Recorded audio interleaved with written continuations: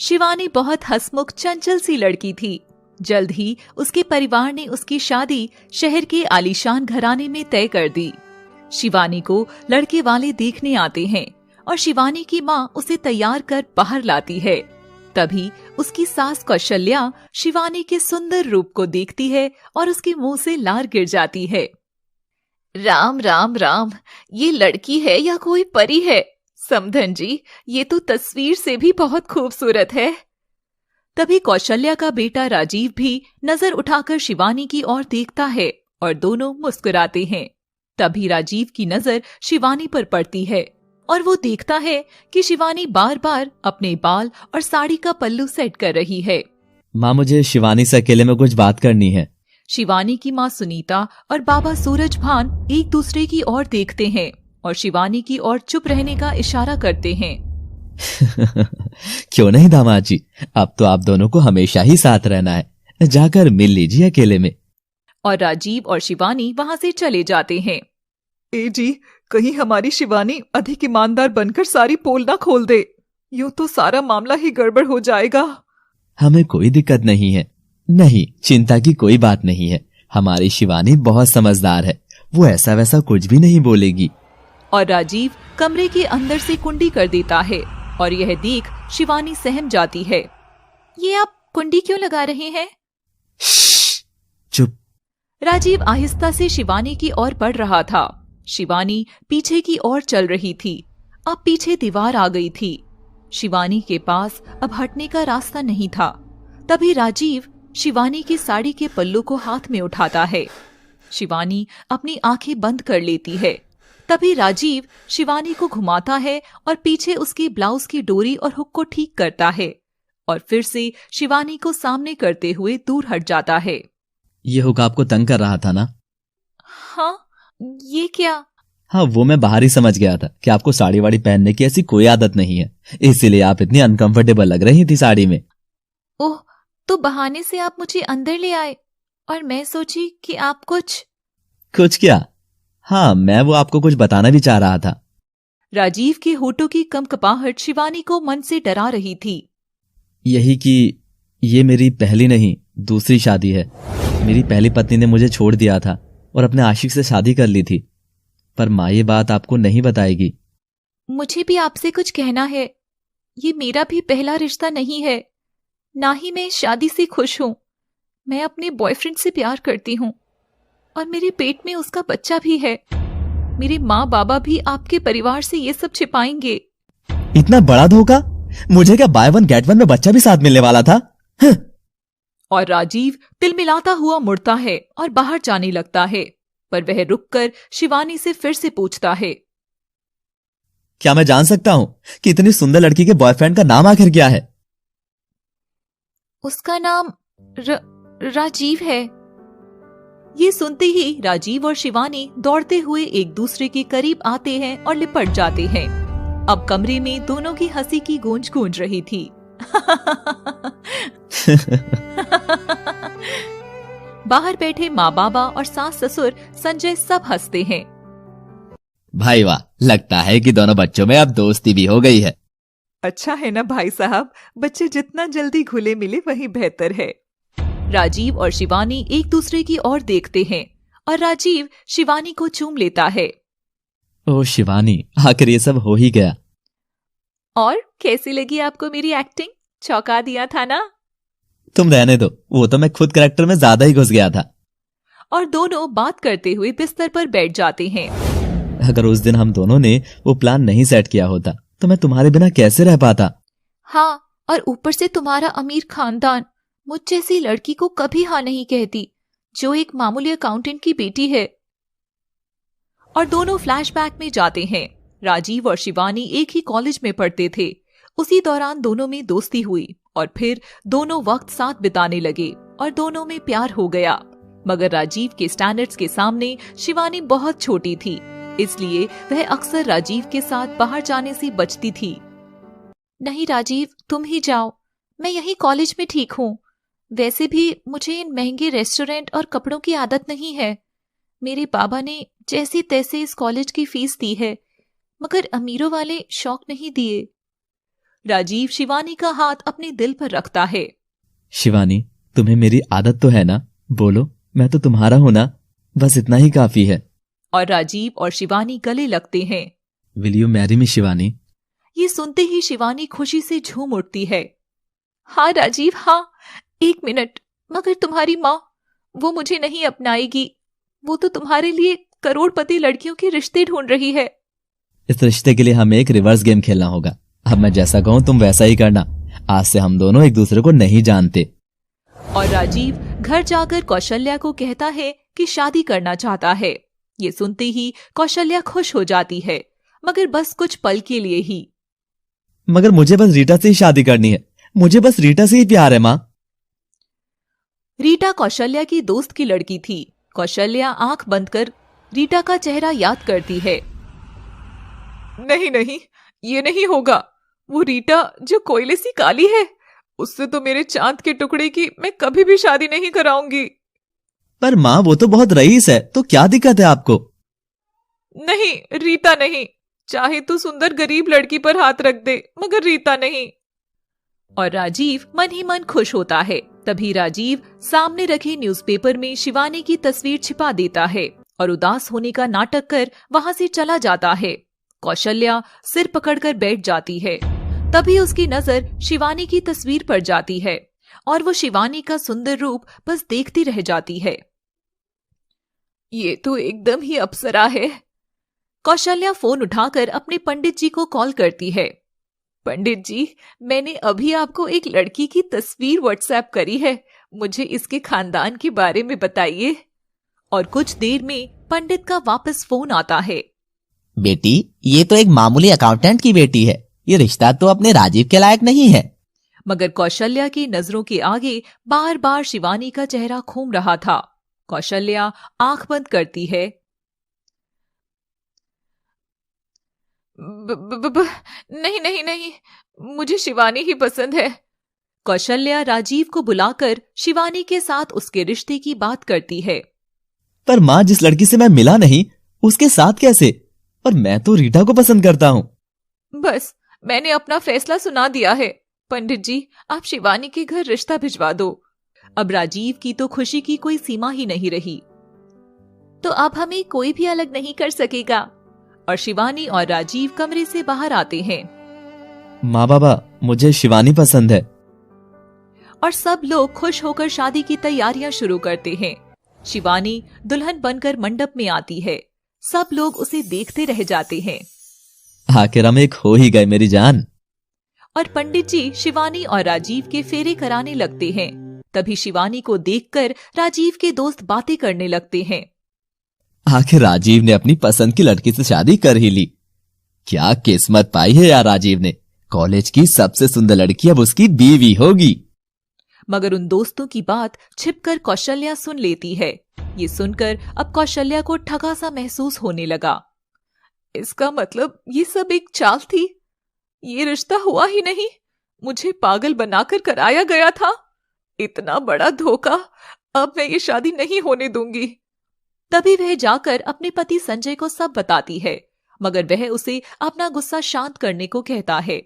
तब तक शादी हो जाती है और शिवानी विदा होकर ससुराल भी आ जाती है। घर में प्रवेश के वक्त दहलीज पर रखे लोटे को लात मारकर गिराने वाली रस्म के दौरान कौशल्या खुद घर के अंदर घुसती है और लोटे को लात मारकर गिरा देती है और गुस्से से तिल मिलाती हुई अंदर चली जाती है। राजीव, माँ जी को क्या हुआ है? शायद थक गई होंगी। कोई नहीं, तुम अंदर चलो। और राजीव और शिवानी तो अपनी फर्स्ट नाइट मनाते हैं, मगर दूसरी ओर कौशल्या भीतर से जल रही थी। अगले दिन राजीव के उठने से पहले ही शिवानी उठकर घर में नई दुल्हन के रूप में तैयार होकर सबसे आशीर्वाद लेने जाती है, मगर कौशल्या वहां पर हंगामा कर देती है। मैं जानती हूँ तूने मेरे बेटे की दौलत हड़पने के लिए ये सब किया है। 1-2 कौड़ी की लड़की मेरी बहू कैसे बन सकती है? बता, क्यों किया तूने ऐसा? शिवानी इन सब बातों से रोई जा रही थी। तभी राजीव बाहर आता है और अपनी माँ की ये हरकत देखकर जोर से चिल्लाता है। माँ बस करो, ये सब मेरा प्लान था। ये पवित्र विवाह मेरी मर्जी से हुआ है। मैं और शिवानी एक दूसरे से बहुत प्यार करते हैं माँ। मगर कौशल्या के कलेश की वजह से राजीव गुस्से में गाड़ी लेकर घर से निकल गया। भगवान की दया से सब राजी खुशी निपट गया। बस वो चीज हमारी बेटी की खुशियों के आड़े ना आए। अगर ऐसा हुआ तो अनर्थ हो जाएगा जी। हमारी बेटी मांगलिक है, ये छिपाकर हमने कोई गलती तो नहीं की, क्योंकि राजीव मांगलिक नहीं था। तो कहीं हमारी बेटी का ये दोष राजीव को ना निकल जाए।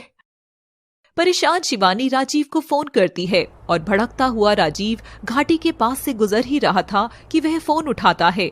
शिवानी, एक चीज ध्यान रखना, बस आई लव।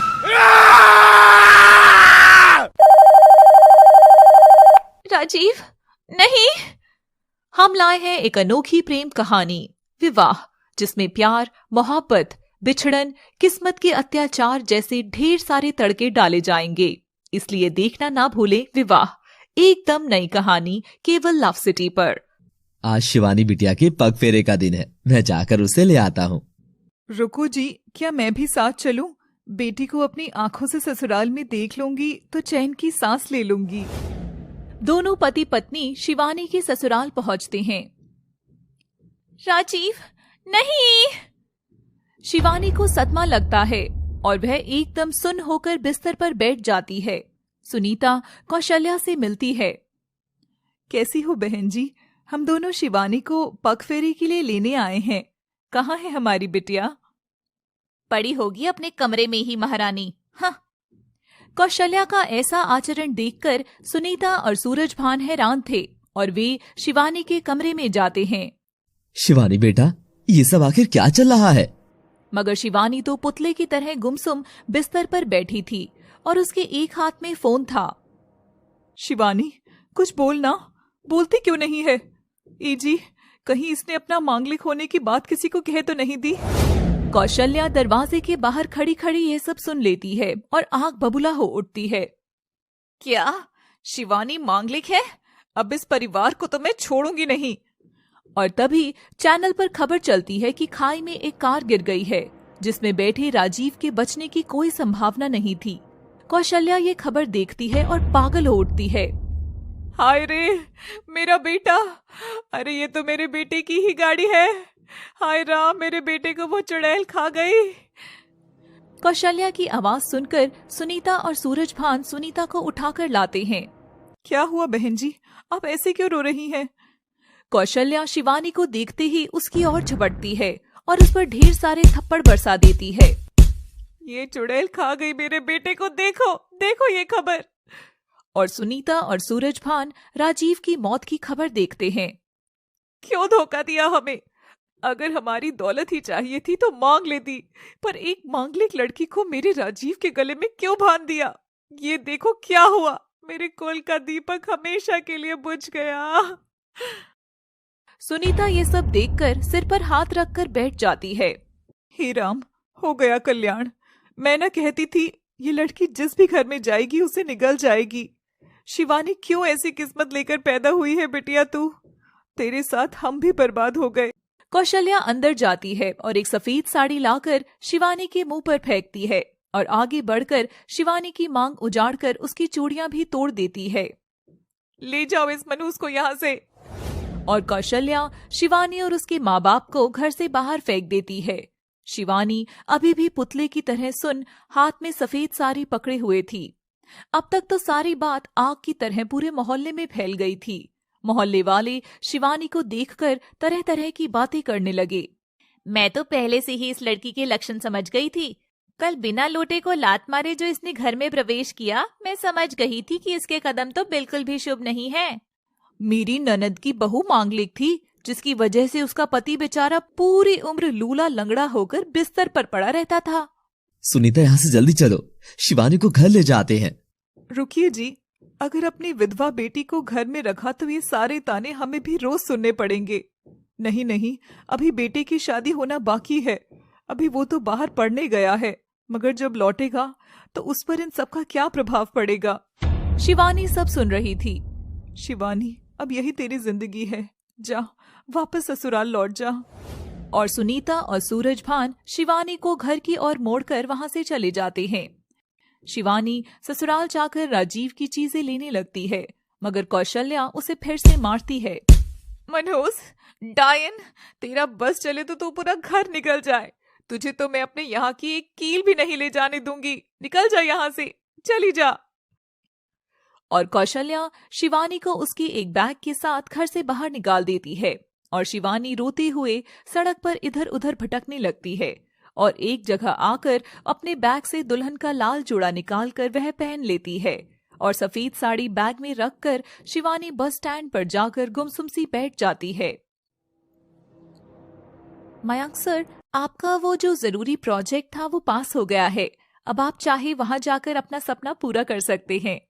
मेरी टिकट्स बनवाओ, मैं आज ही वहां के लिए निकलने वाला हूँ। बहुत से दिन बीतते गए। शिवानी ना ही वहां से हिलती है, ना ही कुछ खाती है और ना ही वो रो रही थी और ऐसा करते हुए न जाने और कितने महीनों बीत गए।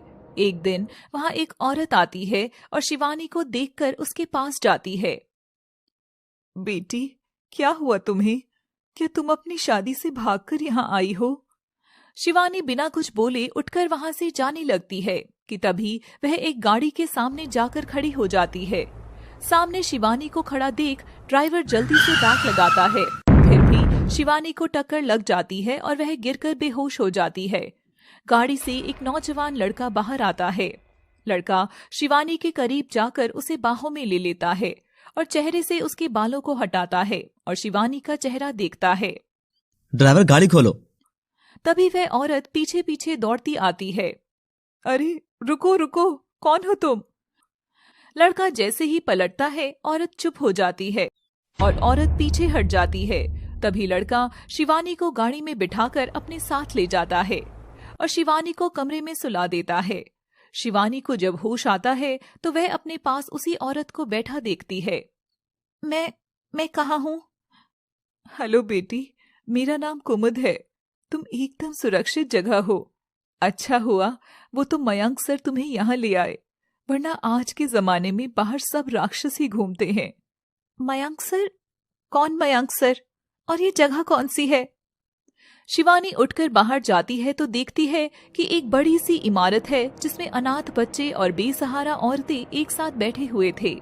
शिवानी तभी वहां एक बोर्ड लगा देखती है जिस पर लिखा था SNGO। ये बेसहारों का ही घर है बेटी, जिसे खुद मयंक साहब ने बनाया है। हम सब उनका परिवार हैं। पर तुमने तो बताया कि तुम्हारे सर का नाम मयंक है, तो ये S का क्या मतलब है? पता नहीं बेटी, मयंक सर किसी से ज्यादा बात नहीं करते। मगर तुम्हें क्या हुआ था? तुम इतनी परेशान क्यों थी? और ये लाल जोड़ा किसके नाम का है? शिवानी ये सुनते ही राजीव के ख्यालों में खो जाती है और जोर जोर से रोने लगती है। महीनों से दबे उसके आंसू आज जाकर फूटे थे। सामने ऑफिस से पर्दा हटाकर मयंक शिवानी को रोता हुआ देखता है और वापस अपनी सीट पर जाकर एक फोन करता है। जूली, ये जो नई लड़की आई है, इसकी हमारे एनजीओ में रहने की व्यवस्था कर दो। और मयंक आंख बंद कर आराम करने लगता है कि तभी उसके मोबाइल पर उसकी माँ का फोन आता है। मयंक बेटा, घर आजा। इतने दिन हो गए तेरी सूरत देखे। शायद मैं तो तुझे देखे बिना ही मर जाऊंगी। नहीं माँ, मैं नहीं आऊंगा। मेरा वो कल आज भी मुझे रात भर सोने नहीं देता है और कहीं ना कहीं उसकी जिम्मेदार आप भी थी माँ, आप भी। तभी जूली शिवानी की फाइल लेकर मयंक के पास आती है और मयंक शिवानी का नाम पढ़कर इमोशनल हो जाता है। शिवानी अब उस एनजीओ में घुलने मिलने लगी थी। बच्चों के साथ खेलना, बड़ों की सेवा करना, ये सब उसे भाता था। शिवानी, यहाँ की साड़ी तो तुझ पर जच रही है।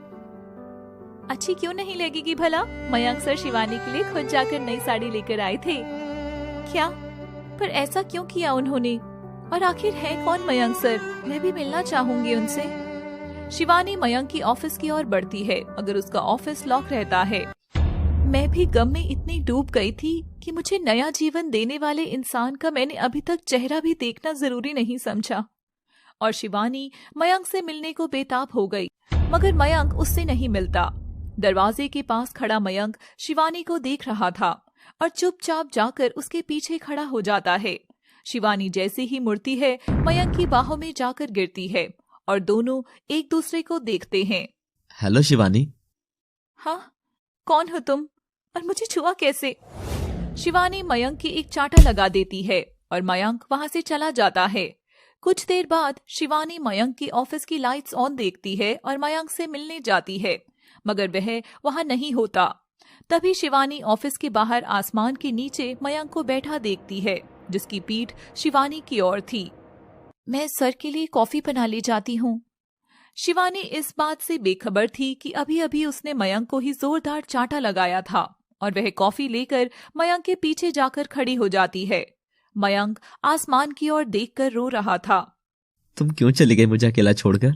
आखिर क्यों चली गई शिवानी? शिवानी अपना नाम सुनते ही हाथ से कप छोड़ देती है और कप के गिरने की आवाज सुनते ही मयंक पीछे मुड़कर देखता है। शिवानी तुम? तो तुम ही मयंक हो? तुम तो वही हो ना जो अभी मुझे अंदर छेड़ रहे थे? तभी कुमुद शिवानी और मयंक को देख लेती है और शिवानी को वहां से ले जाती है। वो लड़का कौन था? यही तो है हमारे साहब मयंक, तुम उनसे थोड़ा दूर ही रहना, उनका गुस्सा बहुत तेज है। शिवानी ये सुनकर डर जाती है और मयंक से दूर रहने का फैसला करती है और अगला दिन आता है। बेटा, तुम कब से ये लाल कपड़े पहनकर घूम रही हो? कहीं तुम अपनी ही शादी से तो भागकर नहीं आई हो? शिवानी कुछ भी नहीं बोलती। तभी वहां एक विधवा औरत शिवानी के पास आती है। बेटा, मुझे रहने को जगह दे दो। मुझे मेरी ससुराल वालों ने पति के मरते ही घर से निकाल दिया। ये सुनते ही शिवानी को अपनी कहानी याद आ जाती है। आइए बहन जी, ये जगह आप जैसों के लिए ही बनी है। तभी कुमुद उस विधवा को धक्का देती है। 1 मिनट विधवा औरत, तू अंदर कहाँ आ रही है? वो बोर्ड नहीं दिख रहा? उस पर साफ साफ लिखा है, यहाँ विधवा औरतों का आना सख्त मना है। ये सुनते ही शिवानी तो एकदम ही चौंक गई थी। बेचारी विधवा वहां से चली जाती है। तभी जूली भी वहां आती है और उसे भी पूरी बात पता चलती है। देखो शिवानी, यहाँ रहना है तो याद रखना, ये ऐसी विधवा औरतें यहाँ नहीं रह सकती। जो औरत अपने पति को ही खा जाती है, वो अगर हम सबके बीच रही तो क्या कुछ नहीं कर सकती। जाओ बेटा, अब तुम भी नहाकर पूजा के लिए आ जाओ। शिवानी डरा सा मुंह लेकर जाने लगती है। पहले मेरी ही सास ने मुझे बाहर निकाल फेंका, फिर माँ बाप ने रखने से इनकार कर दिया। अब जब ये जगह मिली है तो मैं इसे नहीं खोना चाहती हूँ। और शिवानी अपना बैग खोलकर उसमें से सफेद साड़ी निकालती है। नहीं नहीं, मुझे अगर यहाँ रहना है तो इन सब से छिपाकर ही रखना होगा कि मैं एक विधवा हूँ। और तभी शिवानी को बुलाने वहां जूली आ जाती है। जूली शिवानी के हाथ में सफेद साड़ी देखकर चौंक जाती है और वह कुमुद को भी यह दिखाती है। इसका मतलब यह लड़की भी विधवा है और इतने दिन से हमारे बीच में रहकर हमें धोखा दे रही थी। इसे अभी धक्के मारकर बाहर फेंकती हूँ।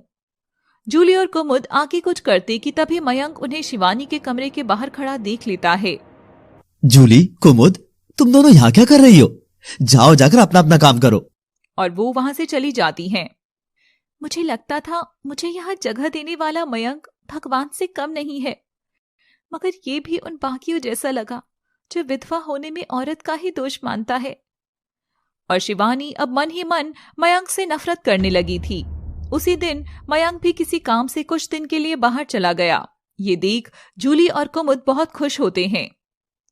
अब देखना जूली, इस लड़की को तो मैं बताती हूँ कि विधवा होना कितना बड़ा शाप है।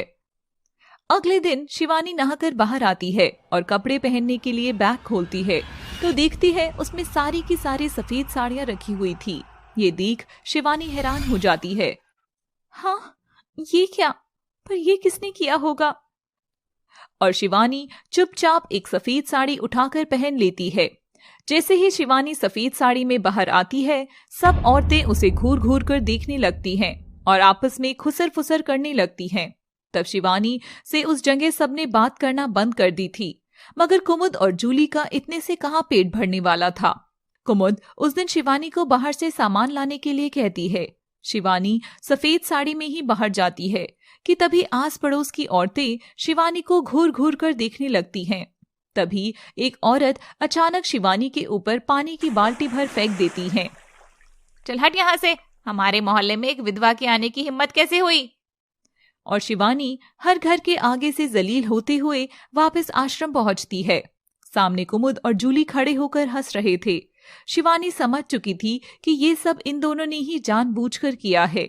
शिवानी रोते हुए अपने कमरे में जाती है, मगर वहां की हालत तो बाहर से भी खराब थी। शिवानी के कमरे से बिस्तर और पानी का जग वगैरह सब हटा दिया था और कोने में एक चटाई बिछाई गई थी जिसके पास पानी का एक मटका रखा हुआ था। शिवानी चटाई पर जाकर बैठ जाती है और ईश्वर के सामने खूब रोती है। हे ईश्वर, क्या विधवा होना इतना बुरा है?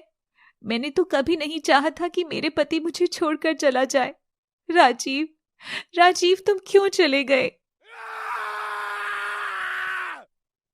मयंक की गैर मौजूदगी में आश्रम की सब औरतों ने मिलकर शिवानी को खूब टॉर्चर किया। कभी रात को खाने में केवल उबले चावल दे दिए तो कभी उसे रसोई में नहीं घुसने दिया। शिवानी बेचारी चुपचाप सब सहती रही। पर एक दिन आश्रम की एक औरत के बच्चा होने वाला था। सब लोग वहां इकट्ठे हो रहे थे। शिवानी भी वहां खड़ी हो जाती है। बहन, कौन है ये? ये शारदा है। इसके पति को पता चल गया था कि इसके लड़की होने वाली है, इसलिए इसे घर से बाहर निकाल दिया था। तभी कुमुद मदद के लिए औरतों को बुलाती है और शिवानी भी जाने लगती है तो कुमुद शिवानी को दूर कर देती है और कुछ देर में शारदा की बच्ची पैदा होती है। शिवानी अपनी आंखों के सामने बच्ची को देखकर ममता से भरकर अपने पेट पर हाथ रखती है और नम आंखों से बच्ची को जैसे ही छूने लगती है तभी जूली उसका हाथ बीच में ही पकड़ लेती है। एक विधवा लड़की इसे हाथ लगाएगी? हाँ, चल हट।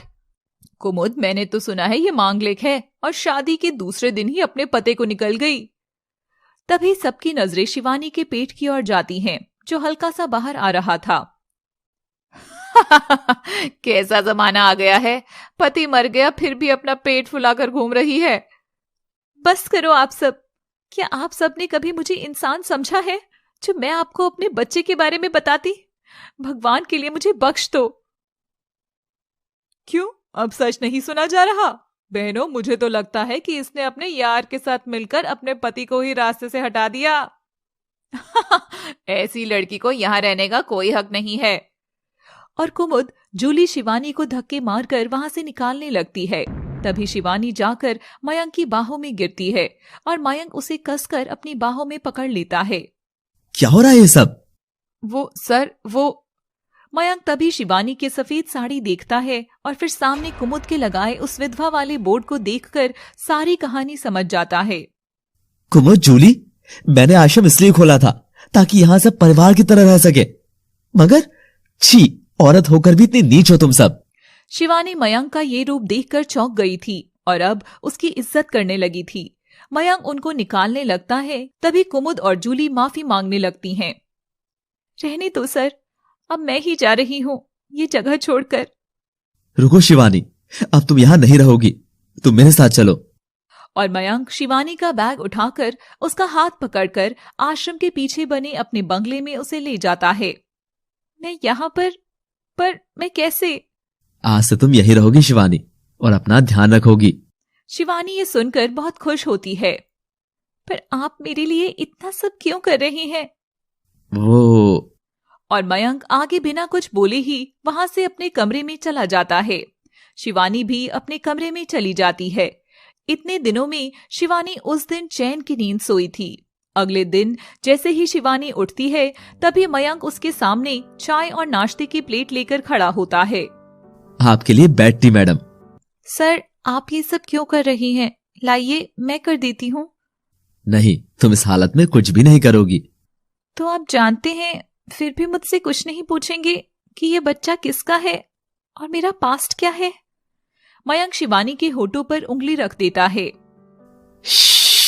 कुछ मत कहो, मुझे कुछ नहीं जानना, बस तुम हो ये काफी है, और अब नाश्ता करो। मयंक के जाने के बाद शिवानी को बहुत पछतावा होता है कि वह मयंक के बारे में कितना गलत सोच रही थी। अब शिवानी खुद को मयंक के नजदीक महसूस करने लगी थी। उस दिन शाम को मयंक घर लौटा तो कबाड़ खाने की तरह फैला घर एकदम साफ सुथरा था। यह देख मयंक को भी शिवानी पर प्यार आने लगा। शिवानी अक्सर मयंक को स्वादिष्ट खाना बनाकर खिलाती और मयंक शिवानी के लिए रोज नाश्ता बनाता। शिवानी और मयंक एक दूसरे के साथ भरपूर समय बिताते थे। वे अक्सर साथ में बैठकर फिल्म भी देखते थे। जब भी पर्दे पर कोई रोमांटिक सीन आता तो शिवानी और मयंक दोनों शर्माकर नजर घुमा लेते थे। अब अक्सर ही दोनों साथ में ही बाहर निकलते थे। मयंक के साथ शिवानी की सफेद साड़ी देखकर बहुत से लोग गंदे कमेंट्स भी करते थे। और एक दिन शाम को जब शिवानी ने गेट खोला तो सामने खड़े मयंक के हाथ में ढेर सारे कपड़ों से भरे थैले थे। चलो चलो जल्दी पकड़ो। सर, ये सब क्या है? ओफो शिवानी, कितनी बार कहा है मैंने तुमसे, मुझे बस मयंक ही बुलाओ। ओके मयंक, अब बताओ भी ये सब क्या है? मयंक शिवानी के करीब जाता है। मैं तुम्हारे जीवन का हर रंग भर सकता हूँ शिवानी, अगर तुम चाहो तो। मयंक, ये तुम क्या कह रही हो? दूर रहो मुझसे, वरना मेरी जिंदगी का श्राप तुम्हें भी निकल जाएगा। लोग हंसेंगे तुम पे। और शिवानी रोते हुए कमरे में चली जाती है। अगले दिन जब मयंक और शिवानी बाहर निकलते हैं तो लोग शिवानी की सफेद साड़ी देखने लगते हैं। तभी शिवानी देखती है कि मयंक की गाड़ी पर किसी ने विधवा की सीट ऐसा लिख दिया था। शिवानी शर्म से पानी पानी हो गई थी और घर लौटकर उस जगह को छोड़ने का फैसला करती है और मयंक उसे रोकने की कोशिश करता है। शिवानी मेरी बात तो सुनो, लोग तो पागल हैं, तुम ऐसे भाग थोड़ी ही सकती हो। मयंक छोड़ दो मुझे, जाने दो। मगर मयंक के जिद करने पर शिवानी मयंक को एक जोरदार चांटा जड़ देती है। एक मांगलिक विधवा के जीवन में फिर कभी रंग नहीं भरे जा सकते हैं मयंक। मुझ जैसी औरत का कोई घर नहीं, कोई परिवार नहीं होगा, कोई मुझे नहीं अपनाएगा। मैं अपनाऊंगा तुम्हें हमेशा के लिए। मैं बनूंगा तुम्हारा परिवार, मेरा घर आज से हमारा घर होगा। मुझसे शादी कर लो शिवानी। शिवानी ये सुनते ही रोने लगती है और मयंक शिवानी का सर चूमकर उसे गले लगा लेता है और दोनों एक दूसरे से लिपटे रहते हैं कि तभी अचानक मयंक का फोन बजता है। मयंक और शिवानी अब एक दूसरे के करीब थे और मयंक एक सुंदर सी अंगूठी शिवानी को पहनाकर उसके गालों को चूम लेता है कि तभी मयंक का फोन बजता है पर वह नहीं उठाता। तभी दरवाजे की घंटी बजती है और दोनों अलग अलग हो जाते हैं। मयंक जाकर दरवाजा खोलता है तो शिवानी दरवाजे की आड़ से देखती है कि दरवाजे पर साड़ी पहने एक औरत खड़ी है। बेटा, तू फोन क्यों नहीं उठा रहा? आप यहाँ तक कैसे आ गई? वो तू फोन नहीं उठा रहा था, इसलिए मैं यहाँ आ गई। घर चल बेटा। मैंने कितनी बार आपको कहा है कि मैं वहां लौटकर नहीं जाऊंगा। तभी औरत की नजर अंदर खड़ी शिवानी पर पड़ती है मगर वह भी शिवानी का चेहरा नहीं देख पाती। बेटा, अंदर नहीं बुलाएगा क्या? कोई दोस्त आई हुई है क्या? जरा मैं भी तो मिलूं। माँ चली जाओ यहाँ से और मुझे फोन करना बंद कर देना। मयंक उस औरत के मुंह पर ही दरवाजा बंद कर देता है। मयंक, कौन था? कोई नहीं। क्या वो तुम्हारी माँ थी? तुमने उन्हें अंदर क्यों नहीं बुलाया? शिवानी, मुझे इस बारे में कोई बात नहीं करनी है। अगर मैं तुमसे कुछ नहीं पूछ रहा तो तुम भी मुझसे मेरी जिंदगी के बारे में कुछ मत पूछो। और ये कहकर मयंक गुस्से से अंदर चला जाता है। शिवानी मयंक का ये रवैया देखकर उदास हो गई थी। जिंदगी ऐसे नहीं जी जाती ना मयंक। मैं तो चाहती हूँ तुम मेरे बारे में सब जानो, मगर शिवानी अपने कमरे में जाकर अपना बैग उठाती है और उसे पैक कर जाने लगती है। जाने से पहले नोट के साथ मयंक की अंगूठी वहीं छोड़कर वहां से चली जाती है। यार, मुझे ऐसा लग रहा है कि मैंने शिवानी पर ज्यादा गुस्सा कर दिया। एक काम करता हूँ, आज उसके लिए मैं डिनर बनाता हूँ। और मयंक अनजान होकर सारा डिनर खुद बनाता है और फिर शिवानी के कमरे का दरवाजा खटखटाता है। अच्छा बाबा, और कितना मुंह फुलाओगी? I am sorry. देखो आज मैंने कितना अच्छा खाना बनाया है। मगर जब अंदर से कोई जवाब नहीं आता तो मयंक दरवाजा खोलता है और देखता है कि शिवानी तो वहां थी ही नहीं, ना ही उसका सामान था। मयंक शिवानी की अंगूठी और वो नोट पढ़ता है। मयंक, तुम बहुत अच्छे इंसान हो और तुम्हें बहुत अधिक खुशियां मिले, मैं यही चाहती हूँ। मैं मांगलिक हूँ। मेरे मंगल दोष ने मेरे पति को निगल लिया और अब मैं नहीं चाहती कि मैं तुम्हारी भी जिंदगी खराब करूं। एक विधवा के सफेद रंग में फिर से विवाह का लाल रंग कभी नहीं खुल सकता। तुम मेरे रंग से कभी मेल नहीं बैठा सकोगी। अपना ध्यान रखना और हाँ, सर्दी लगने पर शहद खाना ना भूलना। तुम्हारी शिवानी। ये सब पढ़ते ही मयंक की आंखों में आंसू बहने लगते हैं। शिवानी, लौट आओ, प्लीज लौट आओ। मयंक अब उदास रहने लगा था। उसने शिवानी को ढूंढने की कोशिश तक नहीं की। ये बात सबको पता चल गई थी कि शिवानी अब मयंक के साथ नहीं रहती। अब समय आ गया है उस शिवानी से हमारे बदले का। मगर कैसे? मेरी बात ध्यान से सुनो। और जूली और कुमुद पूरा प्लान बनाकर हंसते हैं। अगले दिन मयंक उदास पैदल ही घर की ओर निकल रहा था कि तभी उसके पास गली में सफेद साड़ी पहने शिवानी खड़ी नजर आती है। मयंक शिवानी को देखकर बहुत खुश होता है और दौड़कर उसकी गली के पास जाता है। तभी उसे शिवानी और एक और लड़के की हंसने की आवाज सुनाई देती है। वाह शिवानी, क्या चाल चली तुमने। पहले तो तुमने मयंक को अपने करीब किया, अब फिर अब उसे तड़पता छोड़ दिया। अब देखना कैसे वो कुत्तों की तरह मेरे आगे पीछे घूमेगा। और ये नकली बच्चे वाला एंगल तो एकदम ही फिल्मी था। बेचारा मयंक, अब उसकी आधी दौलत तो मेरी हो ही जाएगी। फिर बस हम तुम खूब ऐश करेंगे और फिर तुम और मैं हमेशा के लिए एक हो जाएंगे। ओ यस माय लव, ये सब तुम्हारे लिए ही तो किया है मैंने। ये सुनते ही मयंक की तो दुनिया ही मानो उजड़ गई थी। मयंक घर लौट आता है। मयंक के जाते ही शिवानी मुड़कर देखती है, जो कि शिवानी नहीं बल्कि जूली थी। जूली ने कुमुद के कहने पर शिवानी का भेष लेकर सारा नाटक रचा था। चलो जैक, अब अगला स्टेप और करते हैं। मयंक घर लौटकर शिवानी की बेवफाई से इतना दुखी था कि वह ढेर सारी शराब पी लेता है और बेहोश हो जाता है। उस दिन शाम ढलने पर शिवानी सच में मयंक के घर के बाहर आ जाती है। एक बार देख लेती हूँ कि मयंक ठीक तो है ना। तभी शिवानी अंदर देखती है तो जूली मयंक के ऊपर गिरी हुई थी और उसे चूम रही थी। अच्छा हुआ आपने उस लड़की को यहाँ से निकाल फेंका। मयंक की आवाज में वही लड़का जवाब देता है। तुम्हारे आगे वैसे भी वो विधवा कुछ नहीं जान। शिवानी यह सब देखकर टूट चुकी थी और वो वहां से चली जाती है। जूली और कुमुद का प्लान कामयाब हो गया था और वो बहुत खुश होती हैं। अगले दिन मयंक उठता है और कुछ दिन के लिए वहां से जाने की सोचता है। मयंक ट्रेन पकड़ने के लिए स्टेशन जाता है। बैठने के लिए वहां एक ही बेंच खाली थी कि तभी उसके सामने बेंच पर बैठी हुई शिवानी नजर आती है और मजबूर होकर वो शिवानी के बगल में जाकर बैठता है। मयंक उसे देख गुस्से से आग बबूला हो रहा था पर कुछ नहीं कह रहा था। और उधर शिवानी मयंक को देखती है और वो टूटा दिल लेकर बस गुमसुम बैठी रहती है। मगर मयंक से रहा नहीं जाता और वो शिवानी पर भड़क उठता है। मयंक शिवानी को दोनों हाथों से जकड़कर गुस्से से देखता है। शिवानी आखिर क्यों किया तुमने ये सब? मैंने क्या किया? तुम मेरी जिंदगी का मजाक बना रहे थे मयंक। अगर एक विधवा इतनी ही बुरी लगती है तो क्यों मुझे अपने करीब लाए? क्यों प्यार किया? क्यों किया इस हद तक जलील? क्या मैंने किया? और वो जो तुम अपने यार के साथ मेरी जिंदगी में जहर घोलने आई थी, उसका क्या? मयंक, ये तुम क्या कह रहे हो? अब मयंक और शिवानी के बीच गलतफहमी की दीवार खड़ी हो चुकी थी। तभी अचानक शिवानी के पेट में तेज दर्द होने लगता है और मयंक शिवानी को संभालता हुआ उठाकर अपने घर वापस आकर डॉक्टर को बुलाता है। डॉक्टर आती है और शिवानी को देखती है। देखिए, अभी पेशेंट अपने कठिन समय से गुजर रही है। इसका असर बेबी पर हो सकता है, तो इन्हें स्ट्रेस से दूर रखें। डॉक्टर की बात सुनकर मयंक को विश्वास हो गया कि शिवानी नकली प्रेग्नेंट नहीं है। डॉक्टर चली जाती है और मयंक शिवानी की केयर करने लगता है। मयंक को सारी घटनाओं पर शक होता है। उस रात वह काम से आश्रम आता है, जहां वह कुमुद और जूली की सारी बात सुनकर समझ जाता है कि ये सब इन दोनों का ही किया धरा था।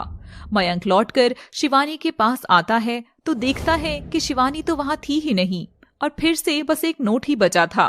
मयंक, मैंने आज तक जिससे प्यार किया सब मुझे छोड़कर चले गए, पर तुमने ना सिर्फ मैं प्यार करने लगी थी बल्कि तुम्हें मैं अपना मानती थी। भूल जाना मुझे, शिवानी। मयंक ये सुनकर नंगे पांव ही दौड़ता हुआ बाहर आता है और शिवानी को इधर उधर ढूंढता हुआ आवाजें लगाता है। मयंक की आवाजों से आश्रम और मोहल्ले के लोग भी बाहर आ गए थे। तभी मयंक को शिवानी मंदिर की सीढ़ियों पर बैठी नजर आती है और मयंक उसके करीब जाता है। मयंक को देखते ही शिवानी उठकर फिर से भागने लगती है, पर इस बार मयंक उसे कसकर थाम लेता है। कितना भागती रहती हो यार तुम? अब बस चुप एकदम, कुछ नहीं बोलोगी, सिर्फ सुनोगी तुम। मुझे छोड़ो मयंक, सब देख रहे हैं, मुझे जाना है। अरे अपना नहीं तो कम से कम मेरे बच्चे का तो ध्यान रखो। क्या कहा? तुम्हारा? हाँ, मेरा बच्चा। क्यों बेबी, तुम्हारी मम्मा भागते हुए तुम्हें बहुत थका देती है ना? कोई बात नहीं, अब तुम जल्दी बाहर आ जाओ, डैडी तुम्हें प्यार से अपनी गोद में सुलाएंगे। ये सुनते ही शिवानी और वहाँ खड़ी सभी औरतें चौंक गई। मयंक, मुझसे दूर रहो, मेरी राशि में बड़ा दोष है। मयंक बाबू, ये लड़की मांगलिक है और विधवा भी। आप ये क्या कर रहे हैं? बस चुप सबके सब। क्या दोष? नहीं नहीं, क्या दोष? मैं भी मांगलिक हूँ और एक मांगलिक लड़का ही एक मांगलिक लड़की से विवाह कर सकता है। अब सबका मुंह बंद हो चुका था।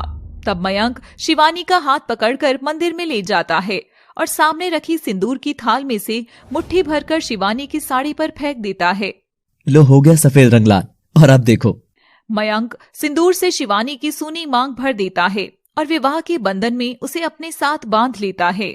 और हो गई तुम विधवा से सुहागन। अब बस चुप।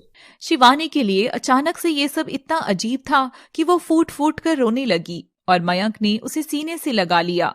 मैं तुमसे बहुत प्यार करता हूँ शिवानी। मैं भी तुमसे प्यार करती हूँ मयंक। और दोनों घर लौटने लगते हैं। कुमुद और जूली के साथ बाकी औरतें मयंक का सच्चा प्यार देखकर शर्म से नजरें झुका लेती हैं।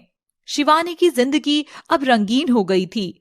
अगले दिन शिवानी मयंक से उसकी माँ से मिलने के लिए कहती है और बार बार जिद करने पर मयंक अपनी माँ को फोन मिलाता है। माँ, मैंने शादी कर ली है और आपकी बहू से मैं आपको मिलाने आज ही ला रहा हूँ। क्या तू घर आ रहा है? आजा बेटा, मुझे भी तो तुझे कुछ बताना है। चलो शिवानी, हम आज ही हमारे घर जाएंगे। जाकर तैयार हो जाओ। शिवानी जाकर सुंदर सी बहू के रूप में तैयार होती है और फिर दोनों निकल पड़ते हैं मयंक के घर की ओर।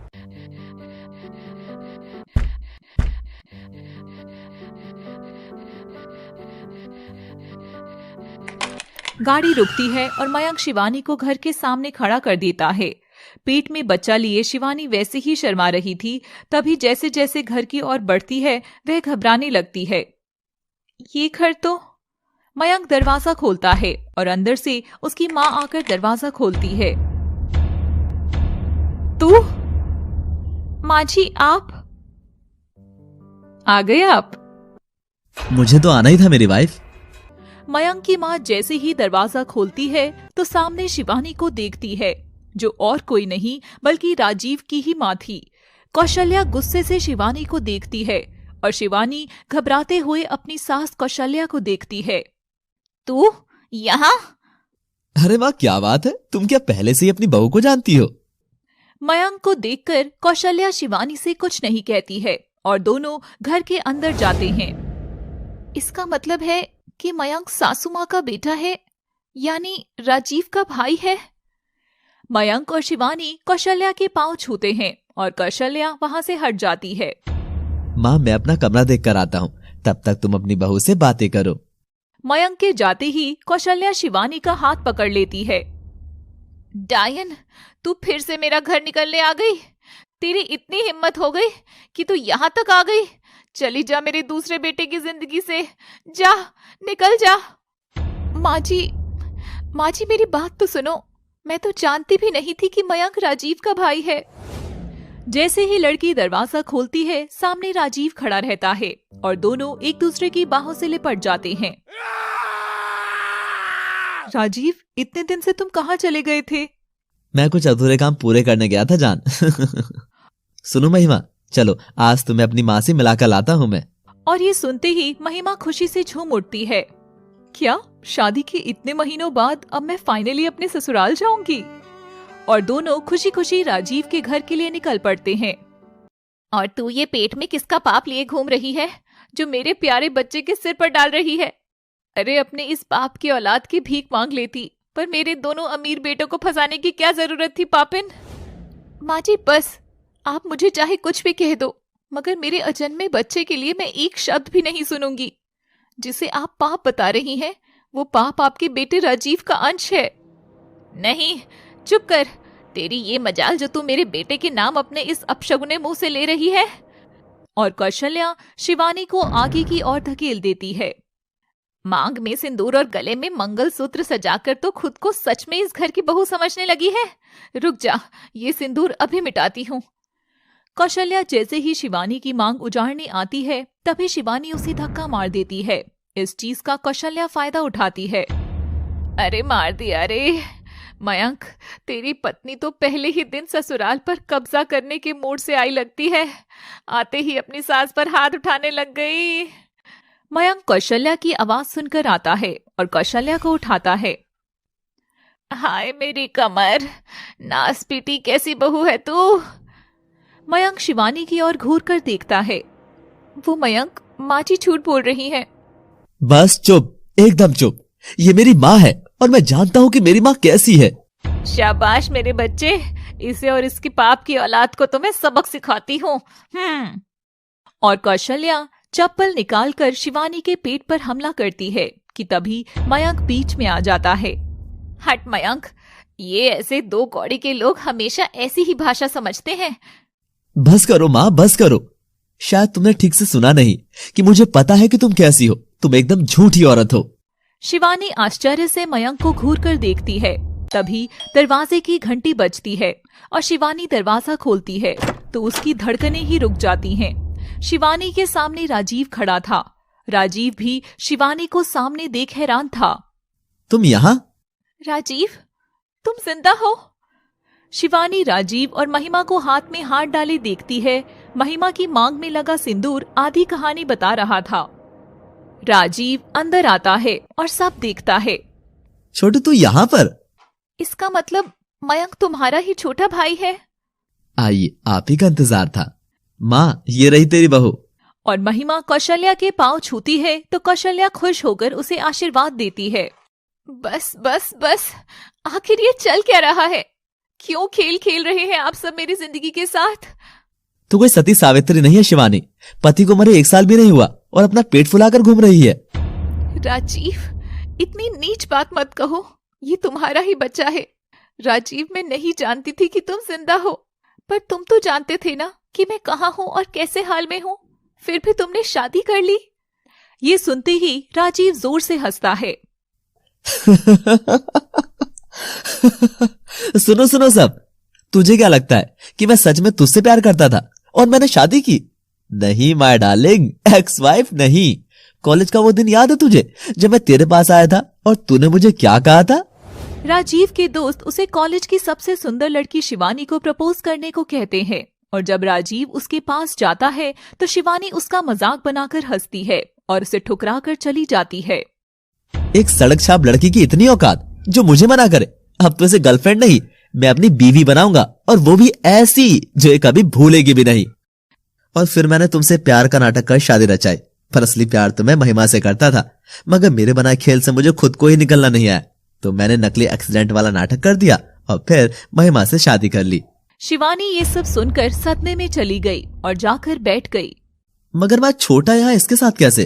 बेटा, हमारे मयंक ने शिवानी से शादी कर ली है। ये सुनते ही राजीव की तो आंखें ही बाहर आ गई। छोटे, पर ये तो मेरी विधवा थी और फिर भी तुझे पूरी दुनिया में यही मिली। आपको क्या लगता है भाई, इस पूरी दुनिया में खेल खेलना बस आपको ही आता है? नहीं, एक खेल मैंने भी आपके साथ खेला था। आप शायद भूल गए थे कि जिस दिन आपने आपके दोस्तों से शर्त लगाई थी तब मैं वहीं पर था। उस दिन मैं आपसे मिलने आया था, मगर आपने ध्यान नहीं दिया। और फिर मैंने देखा कि आपने ईगो हर्ट होने के चक्कर में शिवानी को बेवकूफ बनाना शुरू कर दिया था। मैं अक्सर शिवानी को सब बताने की कोशिश करता था, मगर कभी भी मिल ना सका। धीरे धीरे मुझे शिवानी पसंद आने लगी थी, पर तब तक देर हो गई थी और फिर मैं बाहर पढ़ने चला गया। और जब लौटा तो आपकी शादी और मौत दोनों की खबर मिली। मैं माँ के पास आया, पर मेरी नजरें माँ से ज्यादा शिवानी को ढूंढ रही थी। माँ, भाभी कहाँ है? मत बोल उस डायन को भाभी। हमारे राजीव को वो ही निगल गई। मैंने उसे निकालकर बाहर फेंक दिया यहाँ से। माँ, एक माँ होकर आपने ये सब किया। मैं आपको कभी माफ नहीं करूंगा, ना ही इस घर में रहूंगा। और मयंक घर छोड़कर चला जाता है। और फिर शिवानी, आगे की कहानी तो तुम जानती ही हो। इसका मतलब तुम हमेशा से ही जानती थी कि मैं कौन हूँ? और वो SNGO का मतलब S से शिवानी था? मेरे लिए इतना सब किया तुमने मयंक। हाँ शिवानी, वो सब कुछ तुम्हारे लिए ही था। और बड़े भैया, इसके आगे की कहानी सुनेंगे क्या आप? एक दिन मैं माँ से मिले यहाँ पर आया तो मुझे घर के अंदर आप और माँ साथ नजर आए। मेरे लिए भी आप मर चुके थे। एक बार तो मैं भी विश्वास नहीं कर सका, मगर फिर जब मैंने आप दोनों की बातें सुनी तो मैं समझ गया। बस मैंने सब उस शिवानी को सबक सिखाने के लिए किया।